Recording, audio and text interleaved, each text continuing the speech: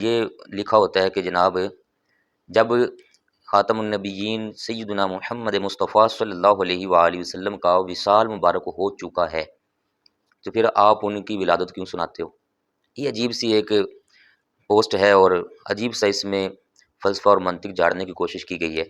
اس حوالے سے صرف 2-3 پوائنٹ میں آپ بھائیوں کے سامنے یہ پیش کرنا چاہ رہا ہوں۔ یہ قرآن عظیم ہے جو میں آپ کے سامنے کھول کے بیٹھا ہوں۔ اللہ پاک کا انداز مبارک دیکھیے۔ ہمارے پیارے محبوب نبی کریم صلی اللہ علیہ وآلہ وسلم سے پہلے جتنے بھی انبیاء علیہ الصلوۃ والسلام آئے وہ سب دنیا سے ظاہری طور پر تشریف لے جا چکے سوائے حضرت عیسیٰ علیہ الصلوۃ والسلام کے، اور 1-2 انبیاء کا ذکر ملتا ہے۔ خیر، تو جن انبیاء علیہ الصلوۃ والسلام کی ولادت اور ان کا وصال مبارک وہ حضور اکرم علیہ الصلوۃ والسلام سے پہلے ہی ہو چکا۔ اللہ پاک نے ان نبیوں کا تذکرہ ولادت قرآن پاک کے اندر نازل فرمایا ہوا ہے۔ وصال کیے ہوئے ان کو کتنے سال گزر گئے، لیکن اتنے سالوں کے بعد بھی اللہ پاک نے ان کی ولادت کے تذکرے کیے ہوئے ہیں۔ تاریخ کے حساب سے تو حضرت سیدنا آدم علیہ الصلوۃ والسلام کی تخلیق جو ہوئی ہے وہ تو سب سے پہلے ہوئی ہے انسانوں میں۔ جب حضرت آدم علیہ الصلوۃ والسلام کا تذکرہ پڑھتے ہیں ہم قرآن پاک کے اندر تو پورے قرآن پاک میں ان کی وفات کی ڈیٹیل یا ان کی وفات اور ان کا وصال کس طریقے سے ہوا ہے اس کا ذکر ہی کوئی نہیں، لیکن ان کی جو تخلیق ہوئی ہے وہ اللہ پاک نے ایک ایک مرحلہ کتنے خوبصورت انداز میں بیان فرمایا۔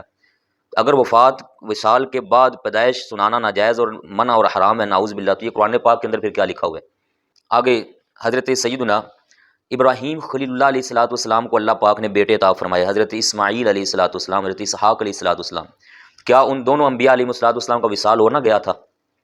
جب وصال مبارک ہو چکا تو پھر کریم آقا علیہ الصلوۃ والسلام پر جب قرآن پاک نازل ہوتا ہے تو اللہ پاک ان کی ولادت کے تذکرے فرماتا ہے، اور اتنے خوبصورت انداز میں تذکرے ہوئے ان کے ولادت کے کہ قرآن پاک ایک زبردست شان والا مضمون ہے، اور قرآن پاک بشارتیں سناتا ہے، خوشخبریاں سناتا ہے، مبارکیں دیتا ہے اس موضوع پر۔ فبشرناہ بغلام حلیم، سورہ الصافات کی آیہ مبارکہ نمبر پوری 100 اور 101، یہ سارا مضمون حضرت اسماعیل علیہ السلام کی ولادت کا چل رہا ہے۔ حضرت اسحاق علیہ الصلوۃ والسلام کی جب پیدائش کا وقت آتا ہے تو اللہ پاک فرماتا ہے ہم خود مبارکیں دیتے رہے ہیں فرشتوں کو بھیج کر۔ اب یہ مبارکباد کا تذکرہ اور جو ہوا تھا اس کی بشارتیں جو دی گئیں حضرت ابراہیم علیہ السلام، حضرت بی بی سارہ رضی اللہ تعالیٰ عنہا کو، تو وہ سارا تذکرہ فرشتوں کے ذریعے اللہ پاک نے نازل فرمایا ہے۔ ان کے وصال کے بعد اللہ پاک یہ شان عظمتیں ان کی ولادت کی بیان فرما رہے ہیں۔ پھر حضرت سیدنا یحییٰ علیہ الصلوۃ والسلام کا تذکرہ سورہ مریم کے اندر ابتدائی سارا رکوع اللہ پاک نے بیان فرمایا سورہ آل عمران کے اندر۔ تو انبیاء علیہ الصلوۃ والسلام کے وصال مبارک کے بعد بھی ان کی ولادت کے تذکرے خود رب تعالیٰ فرما رہا ہے۔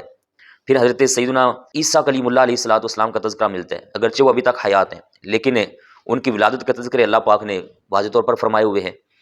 تو یہ کوئی سمجھ والی بات نہیں ہے کہ جناب انبیاء علیہ الصلوۃ والسلام کے وصال مبارک کے بعد اب ان کی ولادت کے تذکرے نہیں کرنے، ان کے اوصاف نہیں بیان کرنے، ان کے اخلاق نہیں بیان کرنے، نعوذ باللہ من ذالک۔ یہی تو کرنا ہے، ان کا وصال بھی ہو چکا چاہے تب بھی یہ سارا کچھ کرنا ہے تاکہ امت لوگ ان کی اعلیٰ سیرت، ان کے کردار، ان کے اخلاق حسنہ جو اسوہ حسنہ ہے اس کو اپنا کر اپنے آپ کو سیدھا کر سکیں، ڈھال سکیں۔ اور اس پر قرآن پاک میں کتنے ہی خوبصورت انداز میں یہ واقعات مضمون بیان ہوئے ہیں۔